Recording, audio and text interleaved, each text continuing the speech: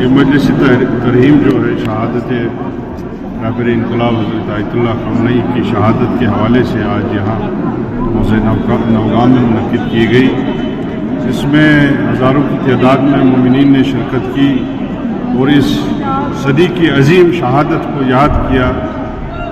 جس کی اہمیت اور افادیت پوری دنیا میں آج نمایاں ہے اور جس بلند والا کردار کے حامل شہید حضرت آیت اللہ خامنئی تھے. انہوں نے ایک نیا باب دنیا میں کھولا ہے. جبکہ دنیا اخلاقیات، قانونیت اور انسانی اقداروں سے دور ہوتی چلی جا رہی تھی، اس میں حضرت آیت اللہ خامنئی کی شخصیت اس طرح اجاگر ہوئی کہ تمام دنیا کے مستضعفین ہوں، حق وہ لوگ ہوں، عدل اور سچائی کا ساتھ دینے والے لوگ ہوں، ان کے لیے ایک امید بن کے آئے اور ایک مشعل جلا کے اپنے پیچھے وہ چھوڑ گئے جس کی اقتدا میں دنیا ان اقداروں کے پیچھے چلیں گی جن کی تعلیم تمام مذاہبوں نے آج تک دی ہے، تمام امیاؤں نے آج تک دی ہے، اور حق و عدالت کا جو سبق ہے وہ پھر سے دنیا پڑھے گی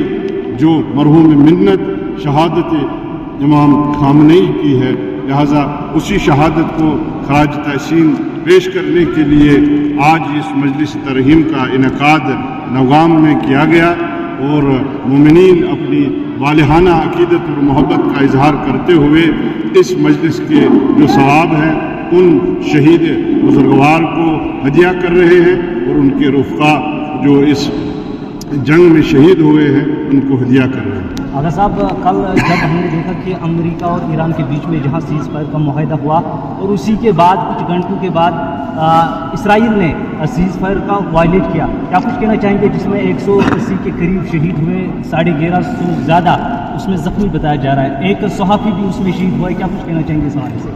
دیکھیے، امریکہ اور اسرائیل کی جو حقیقت ہے وہ ان سب تک اب پہنچ رہی ہے جن کے ذہن میں ان کے لیے کوئی حسن ظن تھا، جو آج تک یہ سمجھتے تھے شاید امریکہ جو ہے ایک ایسی حکومت یا ایسا نظام ہے جو قانون کا احترام کرنے والا ہے، جو حقوق بشریت کا احترام کرنے والا ہے. جنگ بندی کو آپ چھوڑیے، یہ جنگ ہی جب شروع ہوئی وہ غیر قانونی جنگ تھی، وہ جنگ مسلط کردہ جنگ تھی. جب وہ حملہ شروع کیا گیا اور جس حملے میں ہی سب سے پہلے حملے میں ہی شہادت ہوئی حضرت امام خامنئی کی، تب امریکہ کے ساتھ نیگوسیشن چل رہے تھے.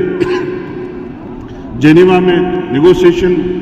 کا آغاز ہوا تھا، عمان ثالثی کر رہا تھا، لیکن اس کے باوجود جو ایران کی سالمیت ہے، جو ایران کی ساورینٹی ہے، جو ایران کی ٹیریٹوریل انٹیگریٹی ہے، جس کی گارنٹی تمام بین الاقوامی قوانین دیتے ہیں، ان کو پامال کرتے ہوئے ایران پہ حملہ کیا گیا. اور اب جب جو اہداف انہوں نے اس جنگ کے حوالے سے رکھے تھے، جیسے ریجیم چینج کا کہا گیا تھا، جیسے نیوکلیئر جو ہے ٹیکنالوجی ہے اس میں پیش رفت سے روکنے کے لیے اقدامات اٹھانے کے لیے کہا گیا تھا، جس میں بیلسٹک میزائل کا جو یہ نظام ہے اس کا روک تھام کرنے کے لیے کہا گیا تھا. اور جب وہ اپنے تمام ان اہداف کو حاصل کرنے میں ناکام ہوئے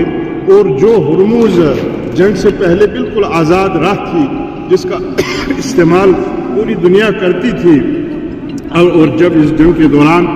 تنگ ہرموز کو ایران نے بند کیا اور اس کو کھولنے کے لیے آج جو ہے امریکہ بات کرتا ہے کہ یہ ہمیں سمجھنا چاہیے جو چیز جنگ سے پہلے کھلی ہوئی تھی، جس کا استعمال پوری دنیا کرتی تھی، اب اس پہ جو ہے ایران کے افواج کا جو ہے وہ پورا کنٹرول ہے. اور یہ سیز فائر جو ہے